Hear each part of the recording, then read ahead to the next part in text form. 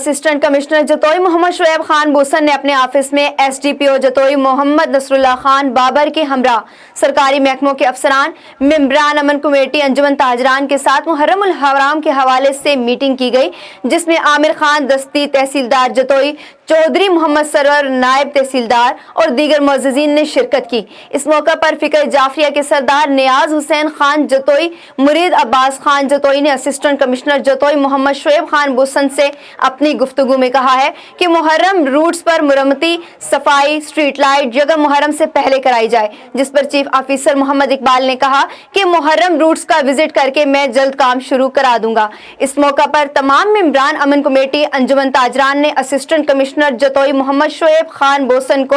امن و امان قائم رکھنے میں مکمل طور پر یقین دہانی کرائی۔ اس موقع پر اسسٹنٹ کمشنر جتوئی محمد شعیب خان بوسن اور SDPO جتوئی محمد نصراللہ خان بابر نے صحافیوں سے گفتگو کرتے ہوئے کہا کہ محرم الحرام میں امن و امان قائم رکھیں گے، امن خراب کرنے والوں کے ساتھ اپنے آنے ہاتھوں سے نمٹا جائے گا، کسی کو امن خراب نہیں کرنے دیں گے۔